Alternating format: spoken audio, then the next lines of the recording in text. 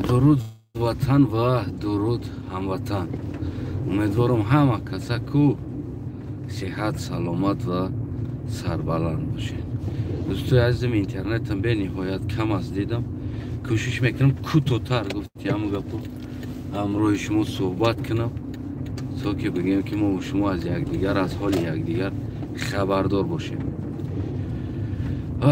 муҳоҷири бесоҳиб, воқеан мардуми муҳоҷири тоҷик бесоҳибтарин муҳоҷир, бигем ки бесоҳибтарин инсон дар рӯи дунё дар тамоми кишварҳо имрӯз шиданд ва тӯли чандин сол шид ки ҷавонҳое ки аз ин чиз огоҳ шиданд, хабар ёфтанд, сар садо карданд, дод гуфтанд, вой гуфтанд, давиданд, дар алов париданд, дар ов париданд, зиндон шиданд, кушта шиданд.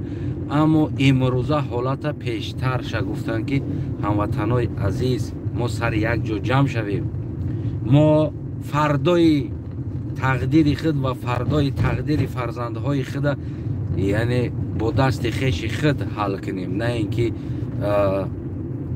интизори стройкаи урус бошему, стройкаи дигар кас бошем ё кӯчаровӣ бошем.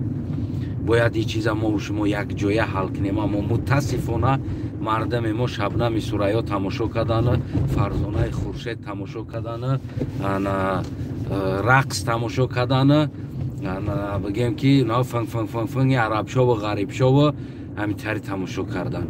касе ҳам дар қиссаи на худ, на дар қиссаи фарзанд буд.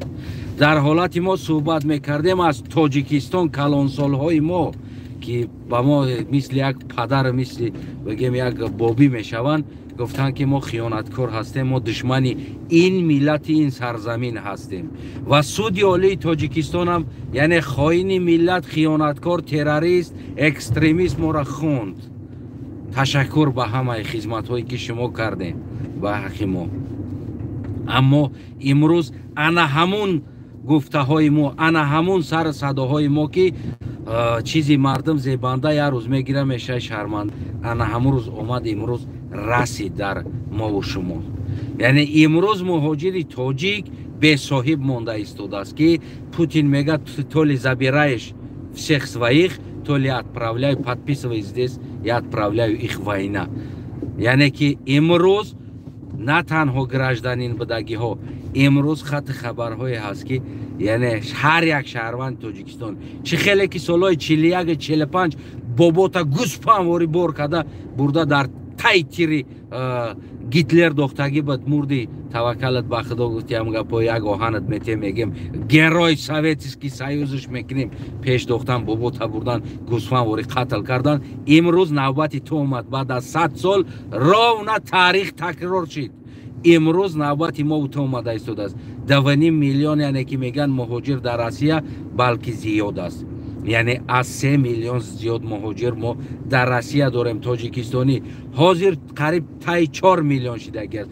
фарз кардем 3 миллион боша, майли 1.5 миллионш зани гудак ҳисоб мекунем, 1.5 миллиони дига марди тоҷикистонӣ ҷавоно бигем ки имрӯз пага ана яъне ба як подписи Эмомали Раҳмон, худо раҳматиш мағфиратиш куна, ин хича беҳуда да мурда надохт, эълон накард ки ман мурдагӣ ҳастам. дига ана Путин разговор кардааст, ба наздикӣ мегӯяд ки мулоқот дора, ин ман мегӯм оли мурдагӣ аст, ин паданалата не ки ҳамун мурдаш ҳам боша, бояд сари тоҷики тоҷикистониро бихӯра. беақлтарин, бемафкуратарин миллат дар рӯи дунё мо шумо будаем, тоҷики тоҷикистонӣ будаем ки аслан ку бовар ки гуфти ҳамун гапо меган е бача дар куну диромад ку, мегӯли ҳамаш надиромадааст. яъне инаи хел гап мезана, мегӯ е бача мазад нест, не мегӯли созам, е бача ғулом шидӣ, е бача е мегӯли чӣ гап надора, мегӯ е бача фарзандат марди кор шид, хай чӣ гап надора, шукронаи пешвои миллат, асосгузори сулҳу ваҳдат, мегӯ е бача наберат шид ғулом, наберат, ай чӣ гап надора. имрӯз мегем ки е бача фардо кӯдак фарзандои тура мебаранд, зери тир медозанд барои як амбитсияи Путин. мегем ҳоли ҳам тоҷики мо гуфти ҳамун гапо гӯё ки ана шерхирака ёли ягон чиз фикр намекуна. ба ҳазур хова мега хай ҳичи намекуна, мега ҳичи намекуна. ما همونجا نان خورد استیم کو. یعنی که این سر صداها هست. اگر 2.5 میلیون توجیکستانی را برگردونن طرف روسیه بگن که давай Вася иди домой тапи там у себе поживи, ما 2.5 میلیون نمیابیم ای گشنگی میبریم. ما دو واریانت داریم، یا میریم ای گشنگی میبریم یا میریم سرتر کم ترک کنسروا یگون توشونکا هم بخریم میریم در تای تیری بگیم که برای امبیتسیا یعنی که برای پسین پوتین میبریم. این طرف هم میمرده بدهیم این طرف هم میمرده بدهیم. میدونیم برای چی میبریم؟ برای اون که در وقتش ما صدا کردیم، در ساعتش صدا دیر صدا کرده باشیم هم ما صدا کردیم. ای مردم بخی وطن آباد کنیم، بخی پیرورات کنیم، بخی تاجیکستان بگیریم ای دستی این پدنالاتو بخی زند بسازیم. همه تون اقورت میکردین میرفتین در دستتون لاپورکا و میگفتین ما گفتیم روسیه یا عبدالآباد نیست. هر یک دولت سیاستش عوض میشود. یعنی که ما در اینجا عبدالآباد نیستیم. باید ما خودمون نه فردای فرزندمون فکر کنیم کار کنیم. هموطنای عزیز فردا فرزند چی کار میکنه؟ نه بابا ریش سفید نمی قدر ریش مردی کار. ای پسش بچهش هم سر سفید رنگی ما برای ریش سفید مردی کار، نبیرش هم مردی کار. سیم پکلینی بابا بچه نبیره 3 کس دای استرویکا کار کرده ایستادن. ای انسان وطن ساختن در کار. ای انسان شدیمه نباش. همین شکرانه داری مردم نکه، شکرانه داری خودت بکه. ای انسان 7 سال شد دوا داره می چیزه. 7 سال می شود. زندان هم شدیم، قربانی هم شدیم، در بدر هم شدیم، عنوان تروریست اکستریمیست هم گرفتیم. همه خلق قرصک زدن تماشا کردن ایستادین. ما این روزا را می گفتیم که امروز این هم خیلی روز دکو باز میویه تاجیک چی می شود؟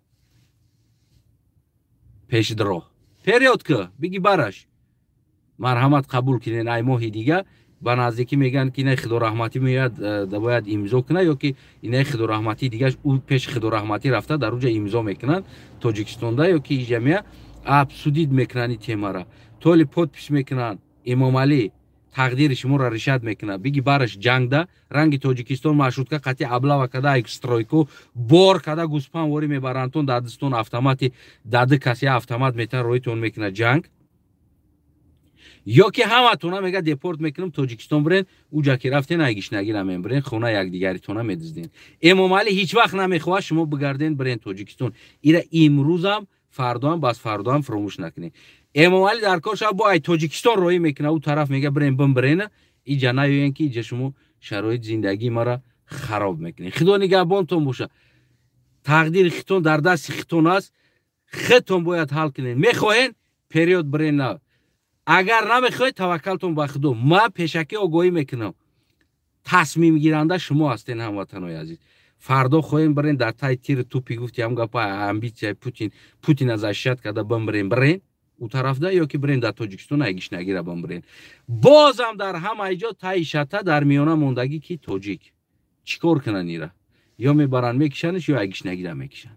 سلامت سربلند باشین. زیر نوار فکراتون انتظار میشم هموطنای عزیز.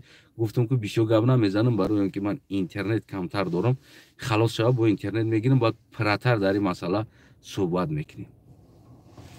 بابا انا که دوبتین او انسانایی که ما را تروریست میگفتین انا که گفتم بگیرین کو میبینیم کی تروریسته کی مردمی تاجیک میبره قیر میکنه کی مردمی تاجیک میبره در تای تیر توپی دیگر کسا میدوزه. ما یا که حکومتی دوست داشته شما قطعی پیشوای عزیز معظمتون. سلامت باشین. تشکر برای پادپیسکاتون هم ایتون که پادپیسکا کردین اومدین. واقعا 15000 شدیم در 2 هفته کو مالادیس. انا باید که این چیزا ما 5 سال پیش سر میکردیم. 15000 نه 15 میلیون میشیدیم باید در اینجا. تاجیکستان 10 میلیون موشه که 5 میلیون دیگه تاجیکای روی دنیا باید پادپیسات میکردن. ما سرجم میشدیم تا این روزا نمیومدیم نمیزدیم. خدا نگهبانتون. تشکر برای دستگیری و پادپیسکاتون.